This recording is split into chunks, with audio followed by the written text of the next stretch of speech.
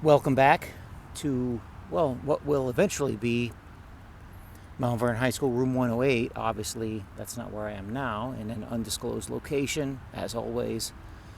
Trying to stay 1 foot ahead, one step ahead of the New World Order. Which is why the title of this is On Conspiracies, because I get asked a lot. Actually, I probably get asked more about conspiracies, at least over my career, than anything else. A close second would be investing in stocks and making money with some crypto thrown in. I'll talk about that one of these days as well. But this will be on conspiracies because it's a common topic, because there's so much stuff out there on, people being called conspiracy theorists and things like that. Then you should know that the new term isn't conspiracy theory, although that comes up still. The new term is misinformation and disinformation. So they got tired, I don't know, I'm assuming they got tired of the conspiracy theory label and maybe the fact that it didn't really work as well. But I'll tell you the three seminal moments in the conspiracy world for me. I've mentioned these before to a degree. I don't remember which ones, but it's always good to stay fresh. The first one is the term conspiracy theory itself, which is a term that was created. There's a memo not too long after the JFK assassination that said, this from the CIA, and it said to call for it. They told this is Operation Mockingbird, which is not a conspiracy. The CIA told its employees in the mainstream corporate press, back then that's all there was, to call anyone who had a different story than the official story for the JFK assassination, to call them a conspiracy theorist. You can find the memo. I'm here in the Bronx somewhere. I don't have time to look for it. You look it up. But there was a clear memo. If anyone said anything other than the official story, they were to be called a conspiracy theorist. Before that, you didn't have the term conspiracy theorist. You never heard it.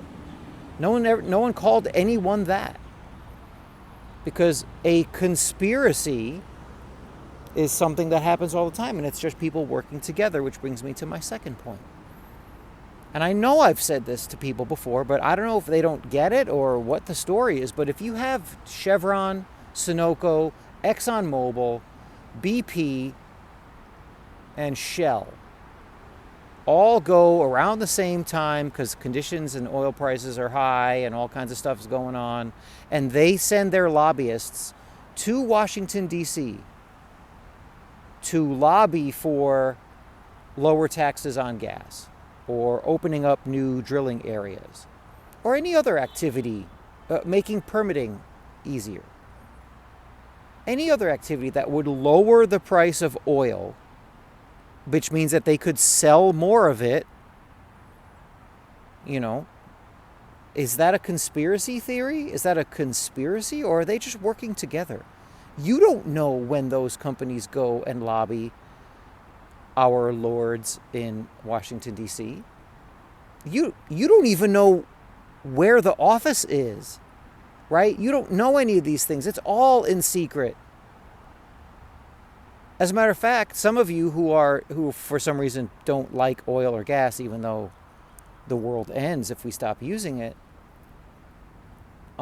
starvation and madness ensue.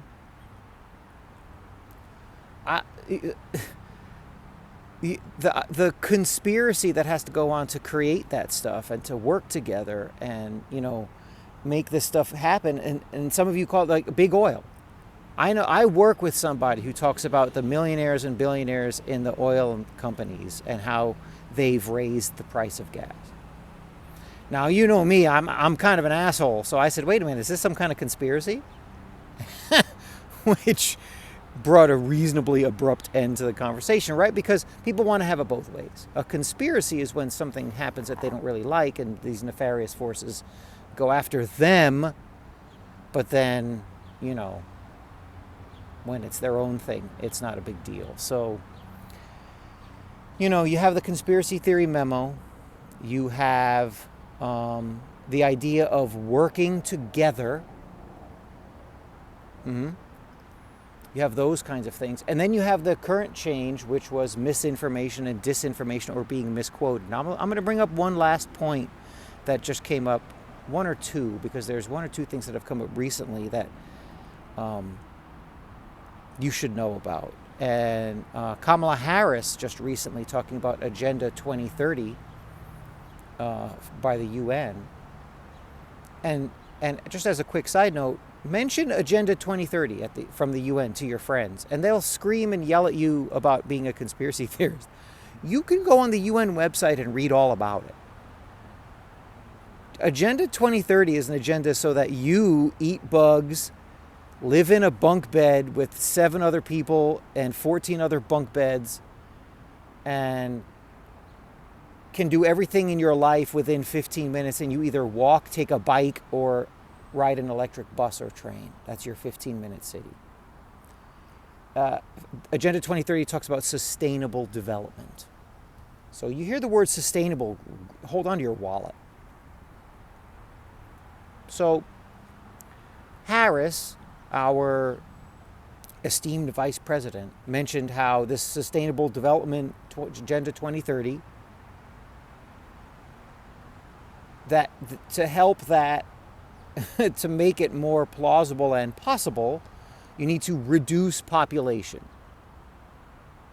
It means kill people off. Not her or her friends, us. Right? I don't have the kind of privilege where I'm out of the firing line. I'm one of you. Your boy is in the boat with everybody else. And so, she said it. And then, of course, the power elite, through their clownish, brainless minions in the corporate press, places like the New York Times, CNN and whatnot, they're like, oh, she misspoke. She was misquoted. Right? The conspiracy theorists are saying that there's a plan to reduce population. Right? All very, very predictable. Now, there have been plans to reduce the population for, I don't know. I can reach back just from memory a good 120, 130 years ago. There's a book from 1899 called The Coming Battle. Bill Clinton's mentor wrote a book, came out in the 60s or 70s, called Tragedy and Hope. Carroll Quigley was the guy. What else? The Rockefellers have been big on this one. Aaron Russo made a movie that mentioned it. He died of fast-acting cancer, of course. That's a coincidence, naturally. Aaron Russo is a major Hollywood director. Look him up. But my point is, right, so she says population reduction. The Georgia Guidestones said the world should have, I think they were blown up recently, but they mentioned that the Earth should have 500 million people in it, which basically means killing off about 95, 96, 97% of the human population. That way it's sustainable. Paul Ehrlich wrote a book called The Population Bomb, and it came out in the late 60s, early 70s, and it was so wrong that it's not even funny. He basically said if we don't do anything by 1990, the world is pretty much going to be over, Britain will be underwater, all this stuff. Is he a laughing stock of the world? Is he, cleaning pools somewhere in the Newark suburbs? No.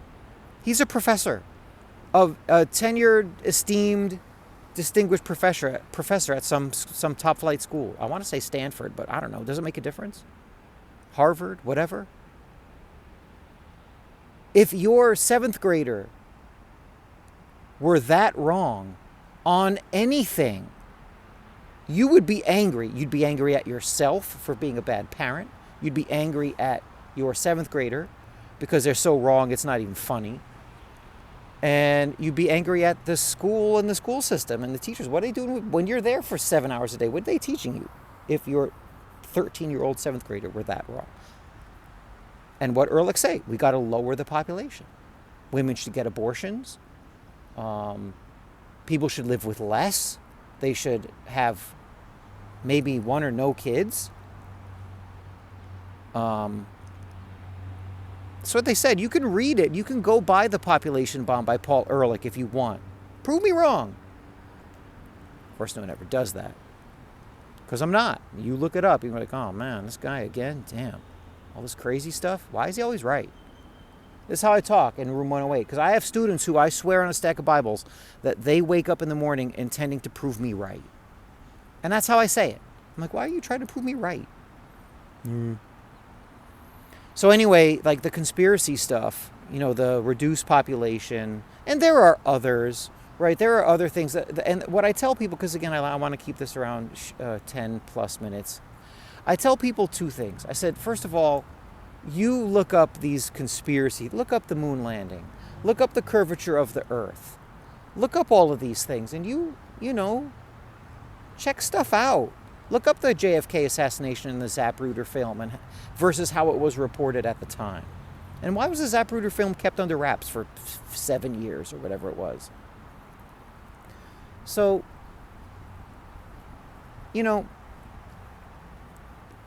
those are the kind of baseline things I talk about, rather than getting all hyped up and crazy, because there's no need for that. Because the real main conspiracy theory is that you don't need to be afraid. Everything's going to be fine. It doesn't mean that you could just sit back and relax and do nothing. No, you got to get out there and work. But Kamala Harris, Donald Trump, Paul Ehrlich, Barack Obama, Joe Biden, Nancy Pelosi,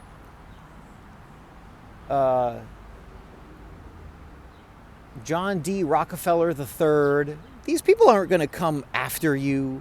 They're not going to be at your house, yelling at you. They don't care. They don't care about you. They don't care about you. They're not coming after you. Everything's going to be fine. The earth is not going to get so hot and everybody dies. Like, that's all nonsense. You can go about your life, sidestep some landmines that these weirdos always set for us.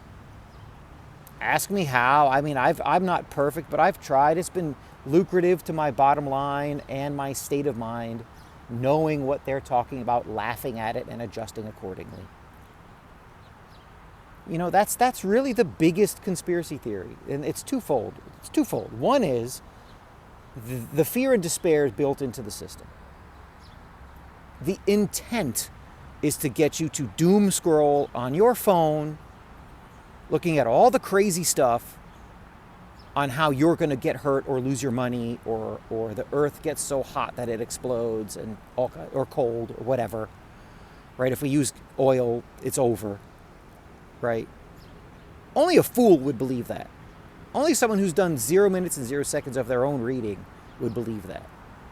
Yeah, I said it just like that. So that is baked into the cake.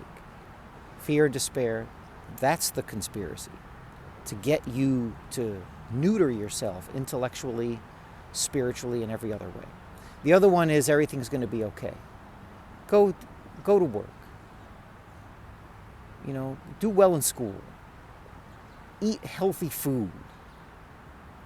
Enjoy your time with other people. Get off your phone. Everything's going to be all right. And that's what they don't really want comfortable, well-rounded people with inner strength. If you really want to know what, quote-unquote, their enemy is, it's a family filled with those kind of people. A God-fearing family with inner intellectual and spiritual strength that stays together. They, quote-unquote, they, have always hated those people. From the beginning. And they've been very clear about it. You can read it in religious texts from 2,000 years ago. You can read it from religious texts today. You can read it in the conspiracy theory organizations like Club of Rome, like Agenda 2030. Agenda 2021, I think, was the first one. That didn't quite work out. The Club of 300. I mean, there's a million. The Sovereign and Military Order of Knights of Malta, Southern District of the Scottish Rite of Freemasonry. I mean, I could do this all day. They say the same thing. They say that those kinds of strength, those kind of people with that brand of strength, are not what they want. They want a herd of sick, stupid, broke, and afraid so-called people. That's what they want. And if you're not one of them, you're good. And that's all I'm going to say about the conspiracy stuff, because I always get a little cuckoo when it comes to this kind of thing, but I can't help myself. But hey, I got to be me. Talk to you next time.